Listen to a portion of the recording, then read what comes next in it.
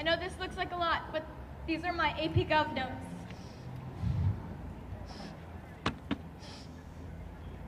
They haven't already had a moment of silence in the House of Representatives, so I would like to have another one.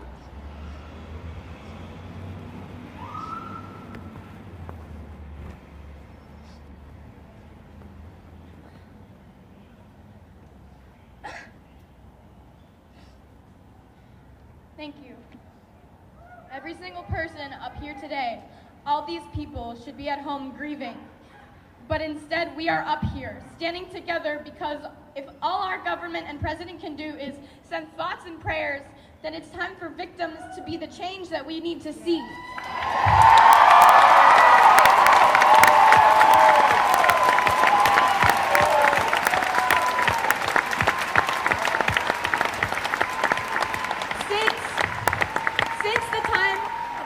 Fathers, and since they added the Second Amendment to the Constitution, our guns have developed at a rate that leaves me dizzy.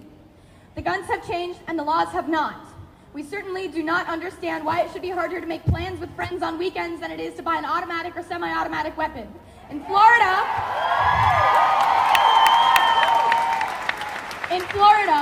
to buy a gun, you do not need a permit, you do not need a gun license, and once you buy it, you do not need to register it. You do not need a permit to carry a concealed rifle or shotgun. You can buy as many guns as you want at one time.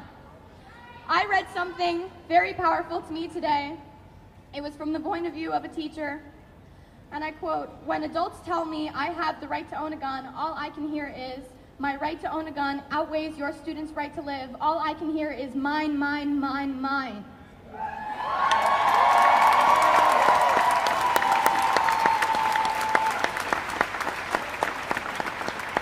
Instead of worrying about our AP Gov Chapter 16 test, we have to be studying our notes to make sure that our arguments based on politics and political history are watertight. The students of this school have been having debates on guns for what feels like our entire lives. AP Gov had about 3 debates this year. Some discussions on the subject even occurred during the shooting while students were hiding in the closets.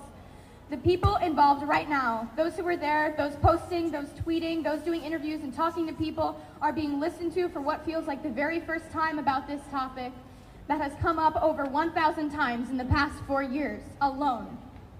I found out today that there's a website called shootingtracker.com. Nothing in the title suggests that it is exclusively tracking the USA's shootings, and yet, does it need to address that? Because Australia had one mass shooting in 1999 and Port Arthur massacre introduced gun safety, and they haven't had one since.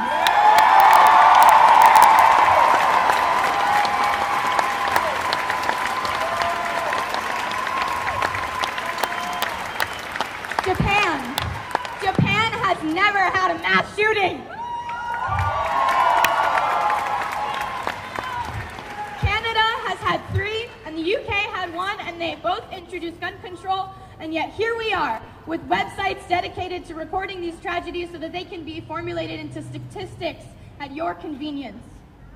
I watched an interview this morning and noticed that one of the questions was, do you think your children will have to go through other school shooter drills?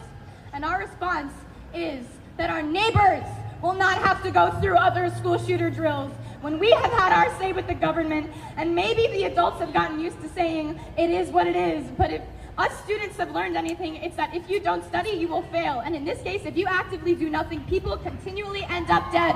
So it's time to start doing something.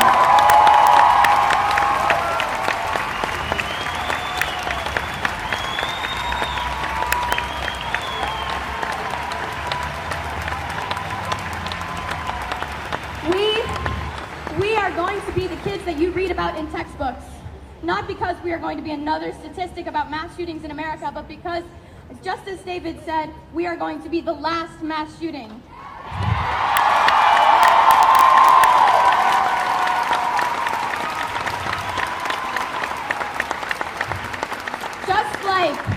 Just like Tinker v. Des Moines, we are going to change the law. That's going to be Marjorie Stoneman Douglas in that textbook, and it's all going to be due to the tireless effort of the school board, the faculty members, the family members, and most importantly, the students. The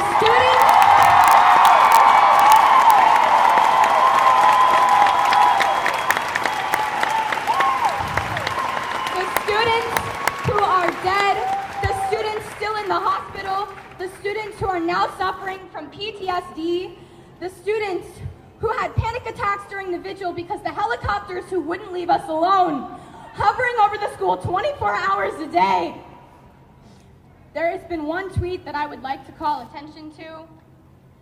So many signs that the Florida shooter was mentally disturbed, even expelled for bad and erratic behavior. Neighbors and classmates knew he was a big problem, must always report such instances to authorities again and again. We did, time and time again.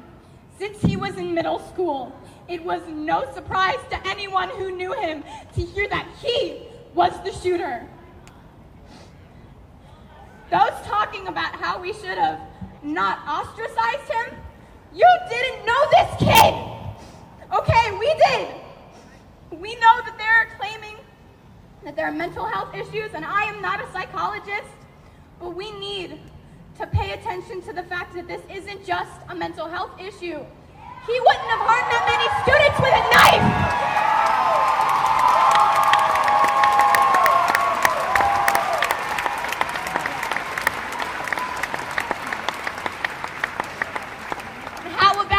We stop blaming the victims for something that was the shooter's fault.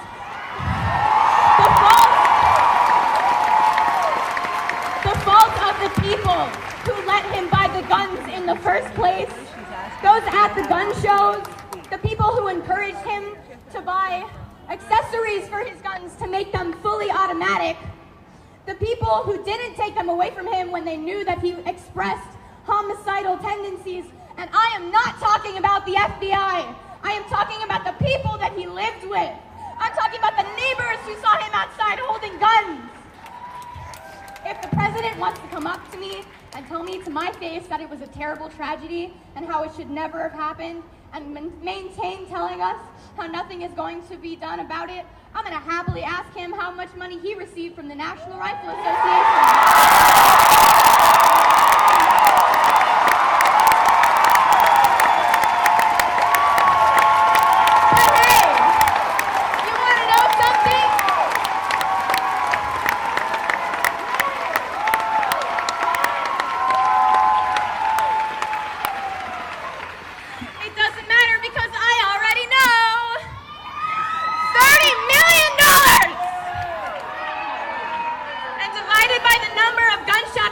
United States in the 1.5 months in 2018 alone, that comes out to being $5,800. Is that how much these people are worth to you, Trump? If you don't do anything to prevent this from continuing to occur, that number of gunshot victims will go up, and the number that they are worth will go down. And we will be worthless to you. To every politician who is taking donations from the NRA, shame on you.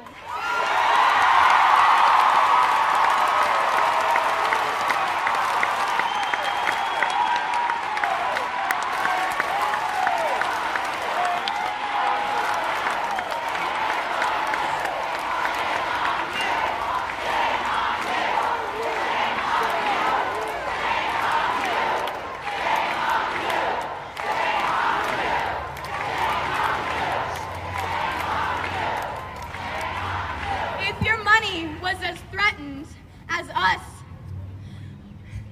would your first thought be, how is this going to reflect on my campaign? Which should I choose?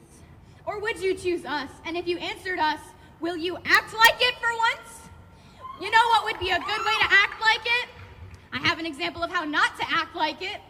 In February of 2017, 1 year ago, President Trump repealed an Obama-era regulation that would have made it easier to block the sale of firearms to people with certain mental illnesses. From the interactions that I had with the shooter before the shooting and the information that I currently know about him, I don't really know if he was mentally ill, but I wrote this before I heard what Delaney said. Delaney said that he was diagnosed. I don't need a psychologist, and I don't need to be a psychologist to know that repealing that regulation was a really dumb idea.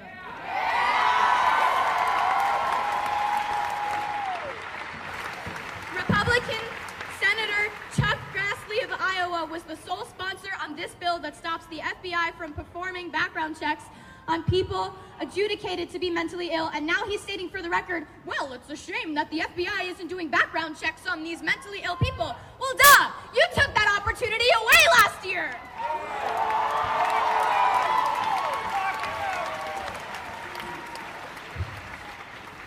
The people in the government who are voted into power are lying to us. And us kids seem to be the only ones who notice and are prepared to call BS. Companies trying to make caricatures of the teenagers nowadays, saying that all we are is self-involved and trend-obsessed, and they hush us into submissions when our message doesn't reach the ears of the nation. We are prepared to call BS. Politicians who sit in their gilded House and Senate seats funded by the NRA telling us nothing could have ever been done to prevent this. We call BS. They say that tougher gun laws do not decrease gun violence. We call BS. They say a good guy with a gun stops a bad guy with a gun. We call BS. They say guns are just tools like knives and are as dangerous as cars. We call BS. They say that no laws could have been able to prevent the hundreds of senseless tragedies that have occurred. We call BS. That us kids don't know what we're talking about, that we're too young to understand how the government works. We call BS.